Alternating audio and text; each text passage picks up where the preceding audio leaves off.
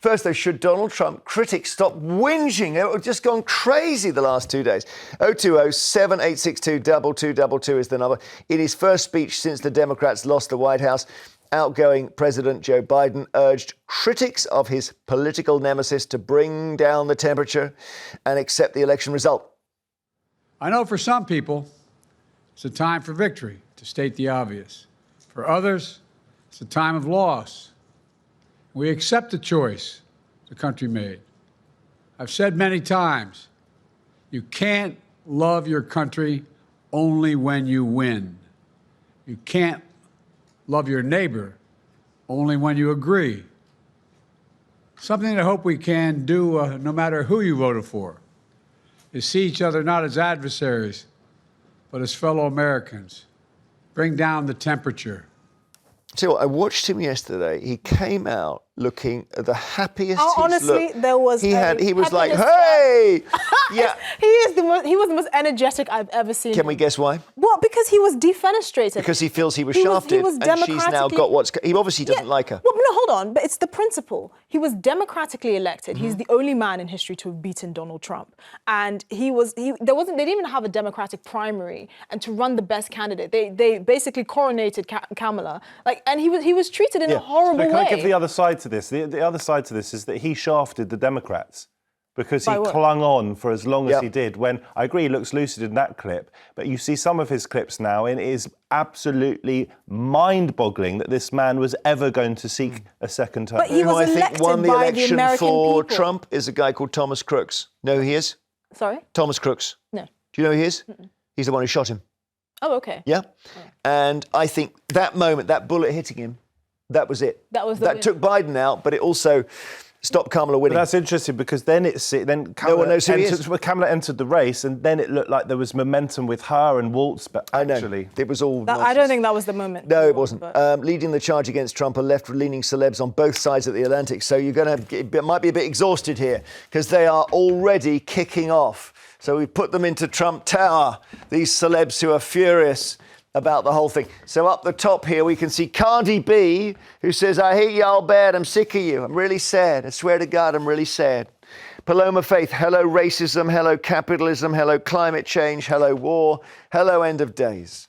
John Cusack, actor, Trump is a fascist with total power. That may have been the last free election, he says. Bette Midler here, the legend.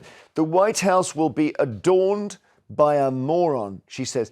Come round the other side of Trump Tower. We put them in the windows of his famous New York apartment block. This Cara Delevingne, we get to make every day over the next 4 years hell for fascists, misogynists, bigots and liars.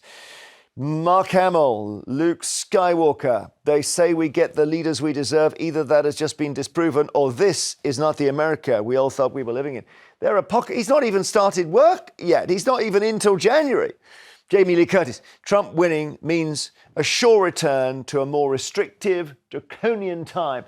And up the top here, you can see Jimmy Kimmel, who went viral for this emotional monologue on his US chat show.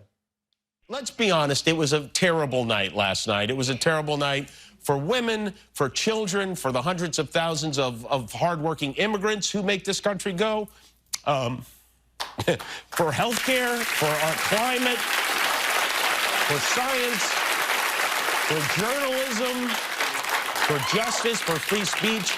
It was a terrible night for poor people, for the middle class, for seniors who rely on Social Security, for our allies in Ukraine, for NATO, for the truth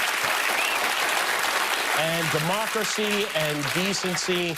And it was a terrible night for everyone who voted against him. And guess what? It was a bad night for everyone who voted for him, too. You just don't realize it yet. Well, we'll see. One of Trump's biggest critics was our own Foreign Secretary, David Lammy. In 2018, he called him a neo-Nazi sympathising sociopath, a woman hater, and a tyrant in a toupee. Mr. Lammy was challenged on this by Chris Mason for the BBC's newscast. So, April 2019, you said, deluded, dishonest, xenophobic, narcissistic, Donald Trump is no friend of Britain. Have you changed your mind? Or is that still your view? This is old news. Here, Chris, I'm sitting here as Foreign Secretary. I've had a meal with Donald Trump. I've met Donald Trump. Did you talk about this stuff? Did you apologise? Did he bring it up? Not even vaguely. I felt in my bones that there could be a Trump presidency. Easy to say that now. Carol Cadwallader is the Guardian journalist. Let's see what she said. Democracy died in darkness. 2.5 million people saw that. A lot of them got very angry because they say, OK, your definition of democracy is when the person you want wins the election. Because this hasn't died. He's just won an election. That's what's happened here. Well, yeah, I mean, it looks like David Lammy has eaten a big slice of humble pie. And I don't think he's actually changed his mind, but that's neither here nor there. I would very much doubt he's changed his mind on Trump. Oh, no, he hasn't. Trump hasn't I actually don't think a lot of people that voted for him changed their mind on him or his character, that they think he's callous or whatever. Hold on, let me finish what I'm saying. But this is what democracy looks like. Now, on the celebrities, for example, the celebrities always do this, right? They always act like the world is ending, Paloma Faith, hello capitalism. I'm sorry, you're Paloma Faith because of capitalism, with all due respect. That's why we know you. That's why you live in your beautiful house in California and all of that. So look, the bottom line is this. Yes, we should stop whinging. 1, because we're not Americans. 2, we have more than enough problems in this country. And 3, a huge coalition of Americans voted for this man. This is what democracy looks like. Let's go. Before I go back to Matt, let's go to Ian in Blackpool. Hi, Ian. Hello, Jeremy. Do you think all the left-wingers should stop whinging now? They've had a day of whinging, that's enough. Well, my opinion is that we've got the US midterms in 2 years' time.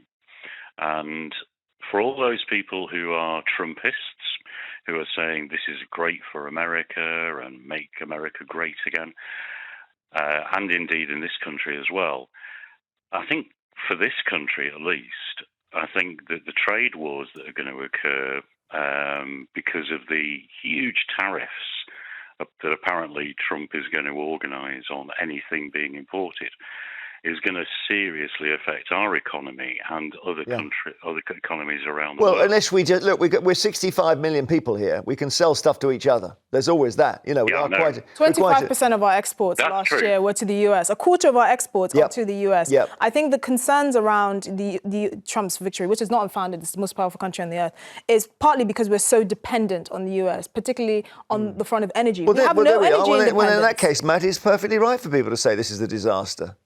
Look, I don't think whinging is going to get anyone anywhere, least of all us Brits, but that doesn't mean that analysis doesn't have a role. It doesn't mean that trying to understand what happened in America has a role. Don't forget, if someone sneezes in the USA, we often get a cold. So what happens in their politics can translate back over here sometime after. Labour need to look at that very carefully with the reform threat. Let me just say on the David Lammy thing, Boris Johnson said when he was Mayor of London that Donald Trump was unfit for office. He is now fawning all over the president-elect, and he had, I think, a good relationship with Trump when he was in office himself. So it's right that David Lammy is acting like a grown-up. It's right that Starmer is acting like a grown-up because we have to do business with America. It is a special relationship. We rely on them very much for security and also in many ways for our commercial interests. But I would just have one thing to say to the Trump fans. Don't mock people who are upset about this or who are angry about this, because you are the people who supported a man who literally tried to steal a democratic election 4 years ago from the Democratic winner, Joe Biden, who, by the way, won the popular vote by 7 million. It is possible for democracies to elect a demagogue, and we all have to watch very, very carefully how Trump behaves. OK, thank you. More calls on whether the critics of Donald Trump should stop.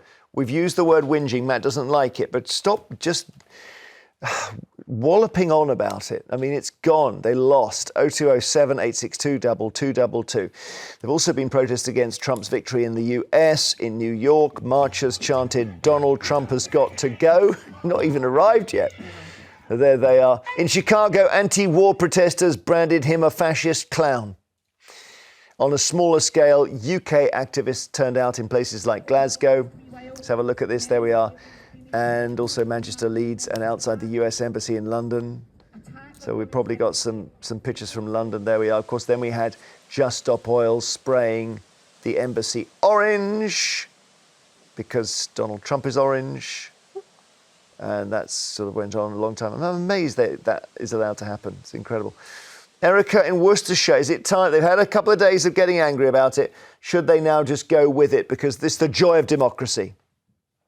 Hi, Jeremy. Love the show. Watch every day. Oh, thanks. he won fair and square by a majority and not by a slim margin. No one forced anybody to vote for him. You know, there's countries where, you know, people are forced to vote not for who they want to. And I think celebrities being disgusted by celebrities being disgusted by people and telling them who they should vote for is awful. It should be like Elvis. Elvis didn't tell anybody who he voted for. I forgot that. Did he not? Elvis never said. No. Actually, many of his generation didn't. This is quite a recent phenomenon. Like these actors that feel and singers that feel untouchable and don't think of the repercussions. Actually, old school Hollywood stars really just kept the politics out of it. Well, I will say though, it's also interesting. India is the world's largest democracy. You never see these celebrities or people, particularly sort of the British commentariat, whinging that Narendra Modi won his last election, albeit by a smaller majority. But you know, you can have a lot more to complain about people like Narendra Modi, but they don't say anything about it. I think it's a Western fixation. It's all very well Erica's saying he won fair and square, but of course he doesn't accept the result of elections he loses. And that's one of the problems here, isn't it? Yes, I just think he's a very charismatic, very passionate about him. So obviously, kids. Oh, I can't hear you. This is why it's so comical and so completely absurd. What has Kamala Harris done? What has Biden done? They have said they will do everything they can to make sure that the transference of power is peaceful. They've done it in a dignified way, much as Rishi Sunak, to his credit, did it in a dignified way when he handed over to Starmer after our own election in July. It is Donald Trump and his supporters who literally, as I have said, tried to steal a democratic election when they lost. So we will take no lectures from a man who tried to undermine and overturn democracy. And by the way, overturning democracy is a fascistic tendency. The right like to call something what it is, call a spade a spade. Let's call trying to steal a democratic election what it is. It is a fascistic tendency. All right. A prediction. Very quickly after he gets into office, he will pardon the January the 6th rioters, all of them. He might, I'm not 100%, I think he will. Molly in Sheffield, hi. Hi, Jeremy. Good morning. What do you think? Is it time for left-wingers, and I was going to say like Matt, he's sitting near me, to shut up? I do. I'm absolutely sick of all the whinging because all these celebrities and so-called personalities, what have they got to do with it? Majority of them aren't living in America anyway. America people have spoken, and that's the correct procedure. I couldn't stand Keir Starmer. I voted Reform, but I haven't quibbled about it because he won. Molly, I completely agree with you about celebrities. They should not be deciding elections. It's quite obvious that they haven't decided this election, and hallelujah to that. We don't need Taylor Swift deciding massive democratic elections. What I'd ask you, though, is what do you make of Donald Trump? If you talk about these celebrities whinging, what about his attempts to steal the election last time round when he lost? Molly. Yes, I agree with you that was wrong. But what I'm saying is that people in America have decided he's best for the country, best for their economy. And we cannot say that our economy is doing very well at all under Keir Starmer. I'm just relating the two men together. Well, we don't listen. He hasn't got to office yet, let alone made a mistake. Unless I think the real concern is that he's actually successful, because you see a lot of the sentiments that spurred on average American voters to vote for him, despite all his personal foibles, of which there is no shortage. You can see a lot of similarities here in the UK. People complaining about high energy prices, high inflation, poor policing, crumbling public infrastructure, high levels of immigration, both legal and illegal. So that is the real concern. If he's successful, if he makes good on his innumerable promises, there's a case as to why that can't happen here. And the average person, I'm telling you now, the average person is more in line with what the average American thinks than what pundits at BBC and Channel 4 think. Sorry, the British people are not behind Donald Trump in overwhelming numbers. I didn't say they were behind Donald Trump. Did you hear what I said? Yeah, well, America have just elected.